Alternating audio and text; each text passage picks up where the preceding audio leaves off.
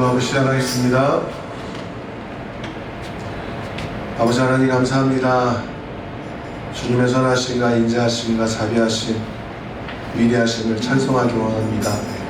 하나님의 영을 부어주셔서 하나님을 온전하게 예배하게 해주시고, 주의 그 거룩하심이 우리 예배 가운데서 드러나게 해주시며,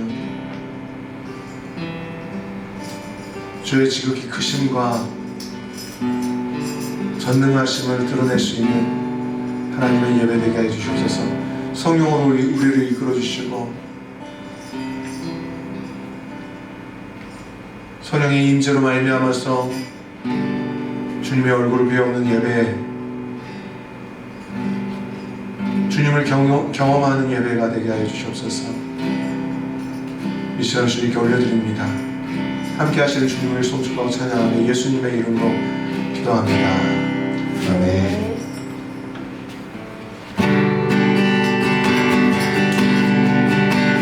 주님 우리를 구원하셨습니다. 할렐루야. 주 날 구원했으니 어찌 잠잠하리. 기쁨에 잘 손들이리. 주 내 죄 사해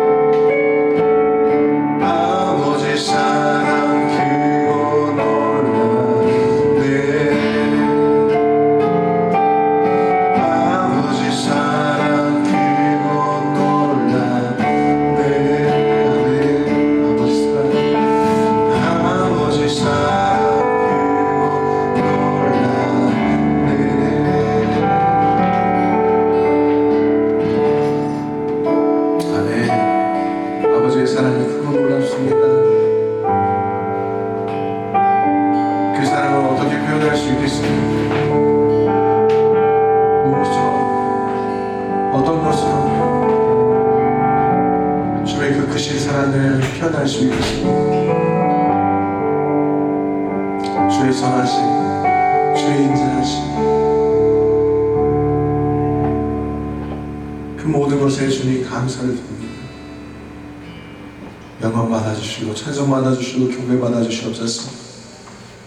주님이 우리의 왕이시며 주인이시며 통치자시며 다스리시는 분이시며 모든 것에 모든 것 되시는 분이신 것을 경배합니다. 감사를 드리는 예수님의 이름으로 찬송과 기도 올려드립니다. 아멘.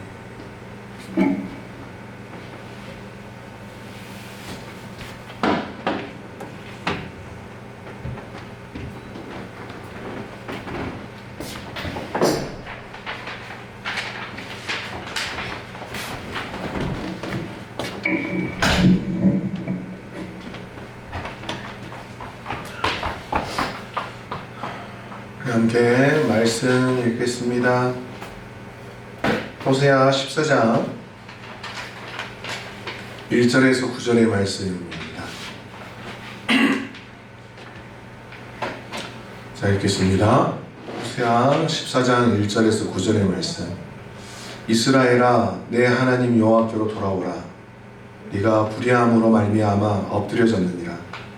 너는 말씀을 가지고 여호와께로 돌아와서 아뢰기를 모든 불의를 제거하시고 선한 발을 받으소서. 우리가 수송아지를 대신하여 입술의 열매를 주께 드리이다.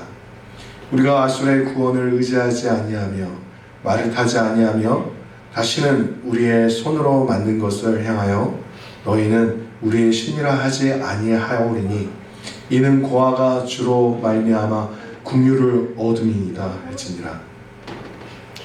내가 그들의 반역을 고치고 기쁘게 그들을 사랑하리니 나의 진노가 그에게서 떠났음이니라.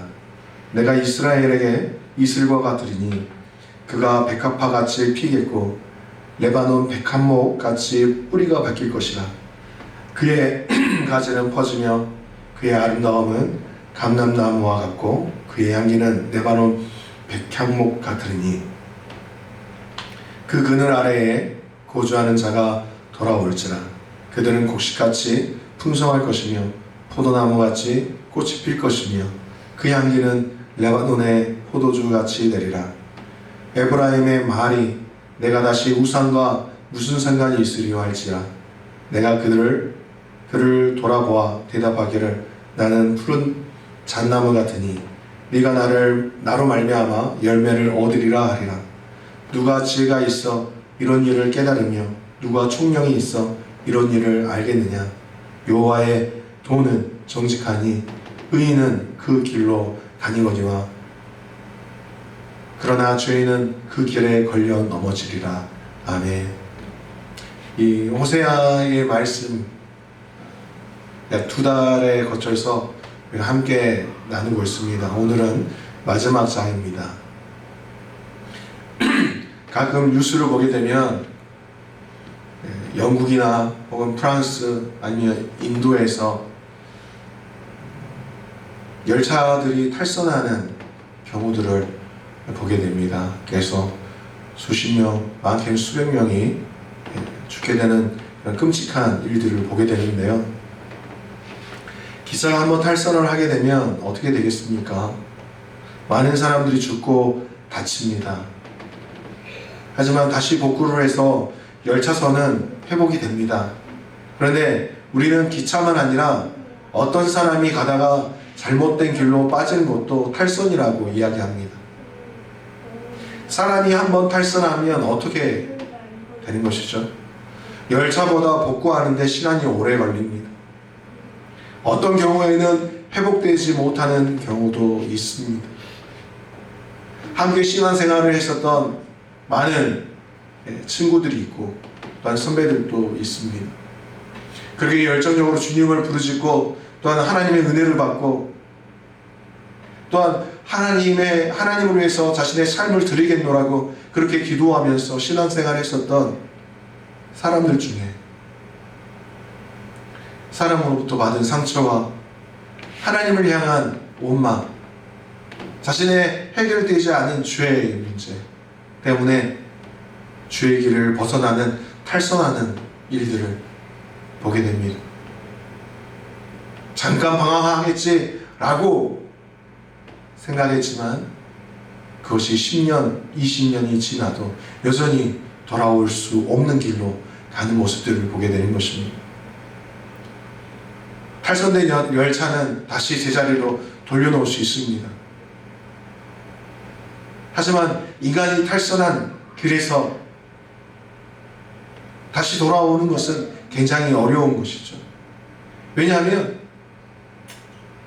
그 탈선한 인간은 자신의 삶을 돌이켜야 되는 것이고 삶의 방식까지도 돌이켜야 되기 때문인 것입니다. 사람이 생각을 바꾸는 데에 아주 많은 시간이 필요합니다.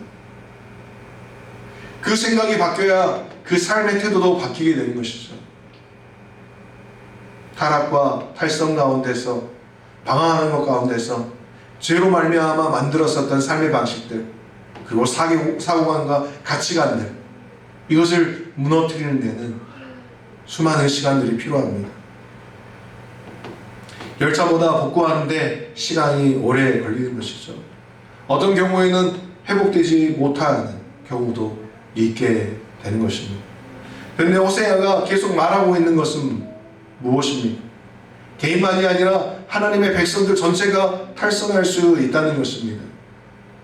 당시 이스라엘 사회는 하나의 국가였을 뿐 아니라 교회였습니다. 그런데 그들 전체가 하나님의 말씀을 거부하고 세상으로 나갔을 때 어떻게 되느냐는 것을 보여주는 것이죠. 하나님의 백성이 망하는 것은 처음에는 망하는 것이 눈에 보이지 않습니다. 왜냐하면 겉으로 보기에 종교행위는 계속되고 있기 때문인 것이죠. 그러다가 한번 하나님께서 손을 들어서 치시면 회복할 수 없을 정도로 멸망하게 되는 것입니다.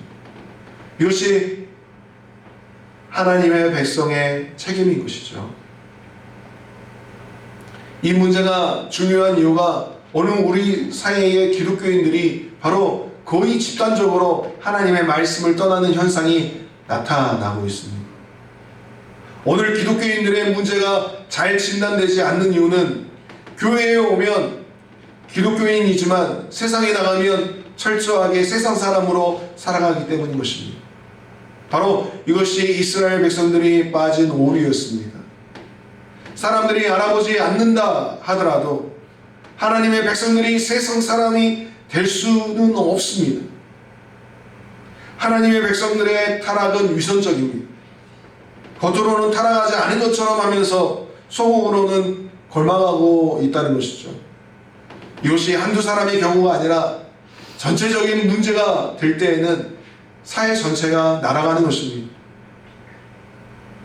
하나님의 백성들 때문에 세상 전체가 심판받는 경우가 일어난다는 것입니다.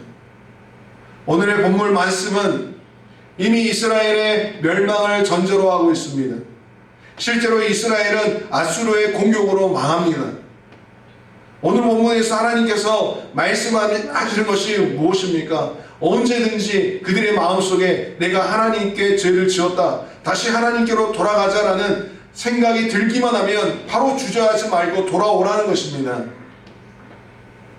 왜냐하면 이미 그런 생각이 드는 것 자체가 하나님께서 나를 용서하고 계신다는 것입니다. 하나님의 은혜가 임한 표시이기 때문이라는 것입니다. 놀라운 것은 사람이 망할 때에는 끝까지 하나님과 힘겨루기를 하고 싶은 생각이 듭니다. 그래서 끝까지 겨루다가 결국 망하게 되는 것이죠. 그런데 은혜가 회복되면 자꾸 하나님께 돌아가고 싶은 생각이 듭니다. 죄 짓는 생활이 지긋지긋하고 이제 거짓말하는 것도 싫고 정말 깨끗한 마음으로 돌아가고 싶은 마음이 든다는 것이죠.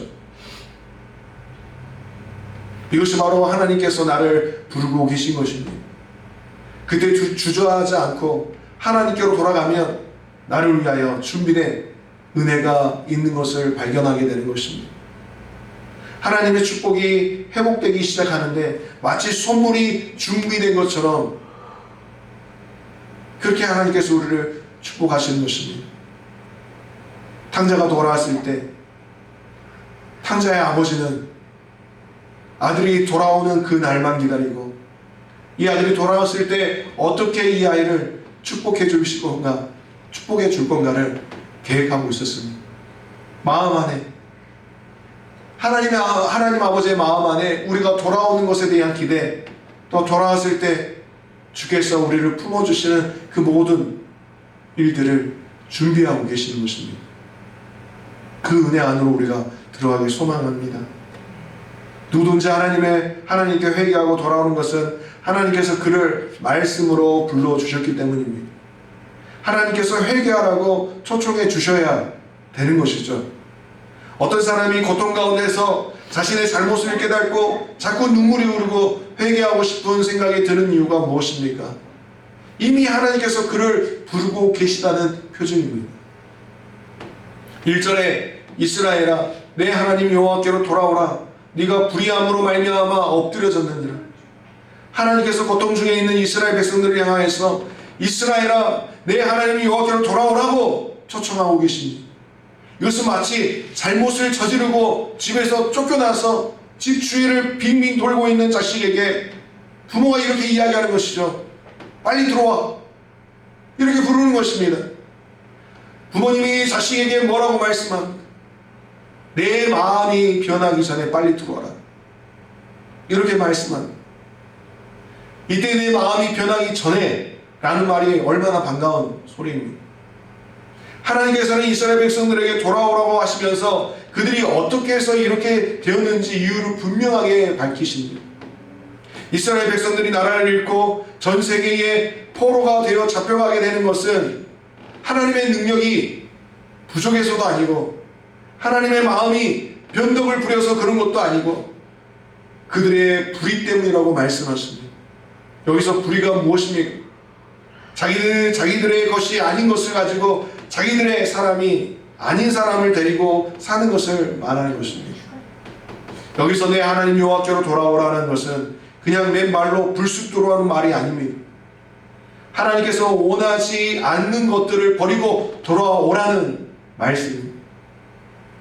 많은 사람들이 회개라고 하는 것은 자신의 바람직하지 못한 처지에 대해서 애달파하는 것으로 생각합니다. 사실 회개에는 그런 부분이 있죠. 그러나 중요한 것은 얼마나 슬퍼하며 눈물을 몇 방울 더 흘렸느냐 하는 것이 중요한 것이 아니라는 것입니다. 의지적인 결단입니다. 성경에서 말하는 회개는 의지적인 결단이었습니다.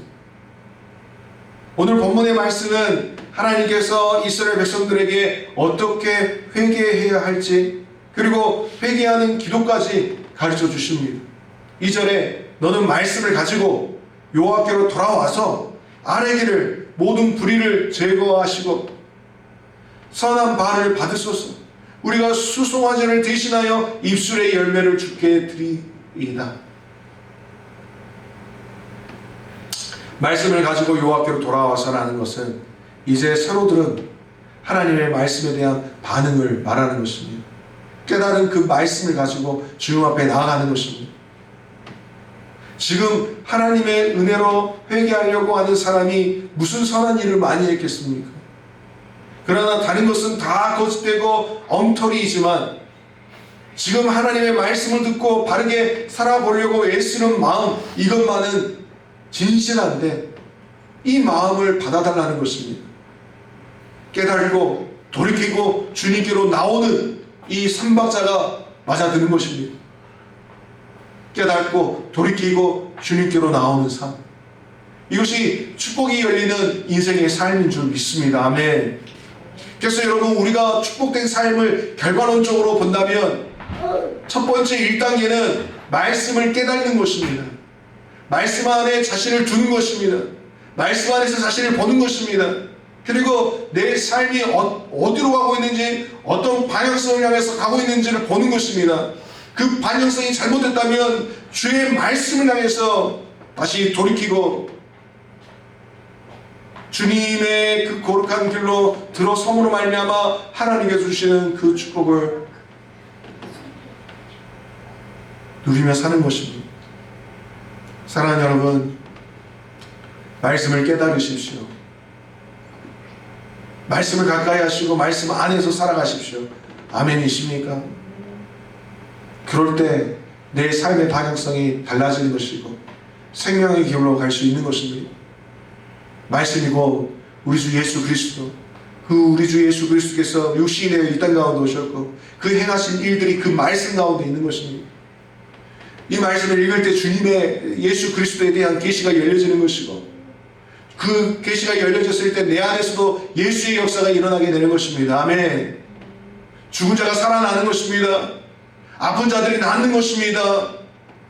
사막과도 같았고 광야와도 같았던 그 모든 환경들이 꽃이 피어지는 동산이 되고 생명수가 터져나오는 하나님의 에덴이 된다는 것입니다. 아멘.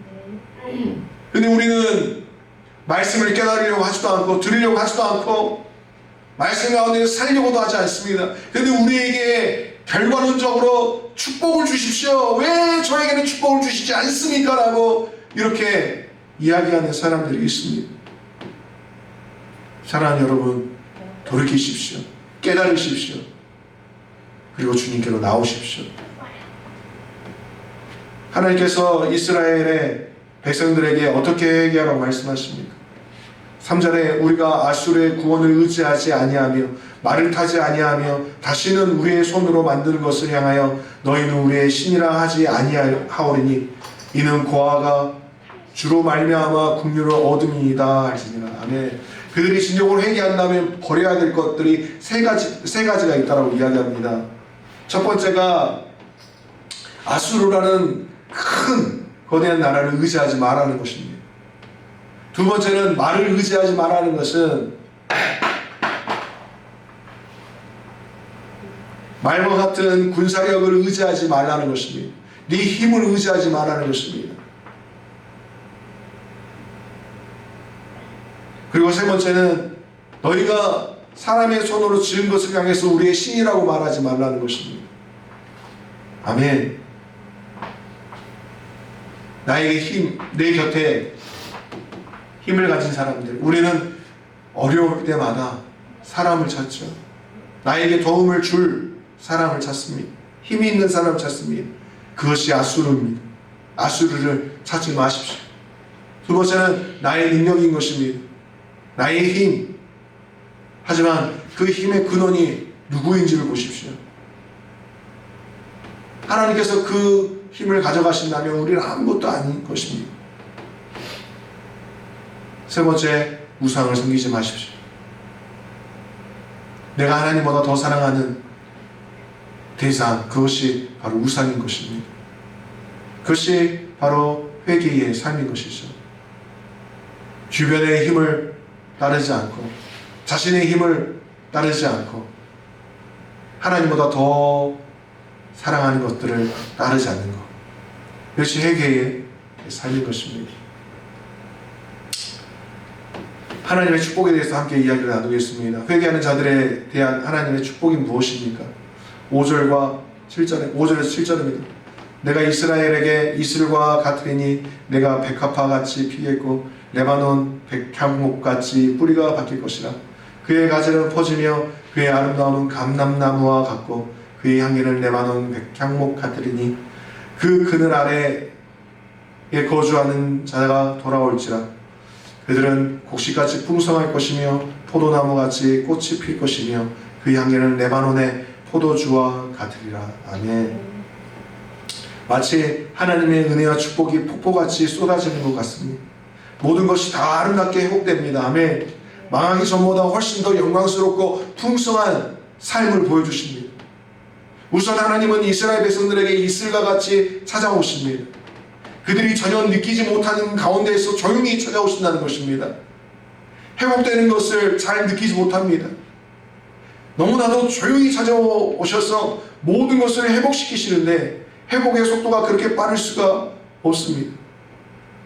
그리고 그 결과는 이전보다 말할 수 없이 아름다운 모습.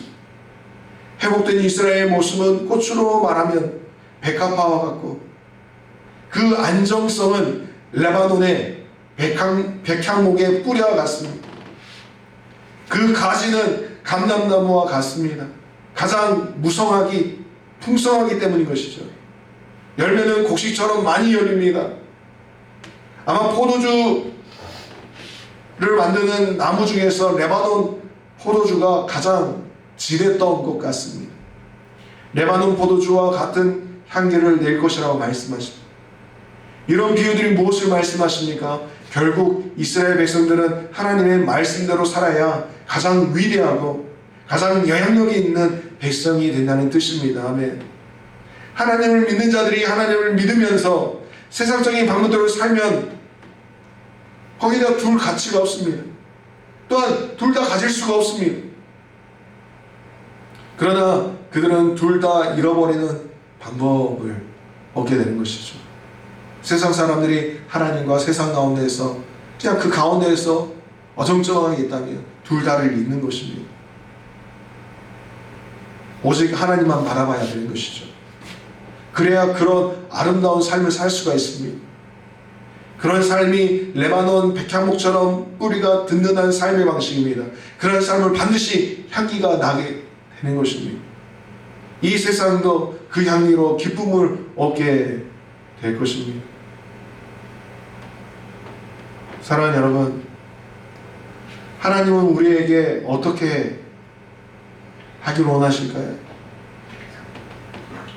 우리는 몇 백년씩이나 기다릴 수 있는 시간이 없습니다.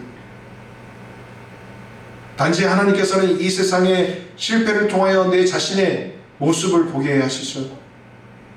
나의 욕심이라고 하는 것이 얼마나 엉터리이고 허황된 것인지 깨닫게 하십니다.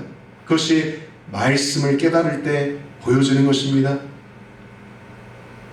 그리고는 하나님을 알고 하나님의 말씀대로 사는 것이 기쁨이 되게 하시는 것입니다.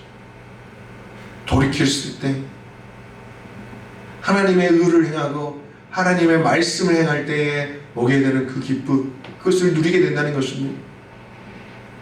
그것이 아무리 이 세상에는 늦고 인정받지 못하는 길이라 하더라도 이제는 더 이상 자기 욕심대로 살지 않고 단 하루를 살아도 하나님을 기쁘시게 하는 삶을 살려고 하는 것이죠.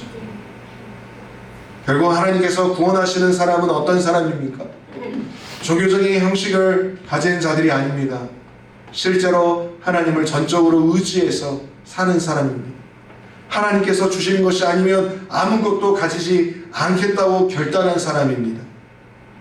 그런 사람은 되는 것이 아무것도 없는 것 같습니다. 그러나 하나님께서 그 사람의 삶을 만들어가기 시작하십니다.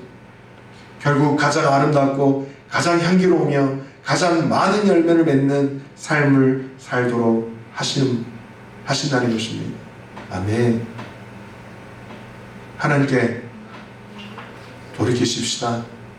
하나님의 말씀을 깨닫고 돌이키고 하나님께서 우리에게 베풀어 놓으신 그 축복들 누리며 살아가는 삶이 되길 소망합니다.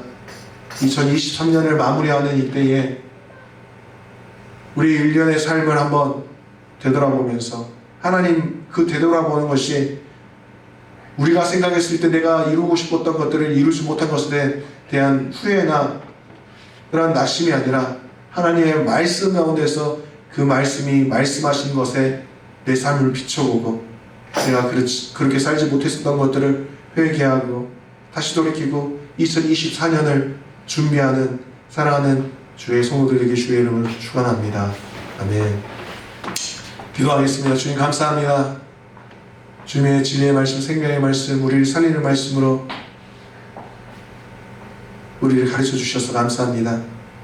그 말씀이 우리를 깨우고 그 말씀으로 돌이키고 하나님께서 예비하신 그 축복들을 누리며 살아가는 삶 되게 하시옵소서. 우리 사랑하는 성도들이 그렇게 살아갈 때에 하나님의 은총이 함께하여 주시고 보지도 못했던 듣지도 못했던 아름다운 삶이 열려지는 것을 보고 감사하며 간증하며 살아가는 주의 성도들 되게 해 주시옵소서. 주님께 드리는 그 예물에 하나님께서 손을 얹어주시고 30배, 60배, 100배로 축복해 주시고 부족함 없도록 궁핍함이 없도록 항상 채워주시옵소서.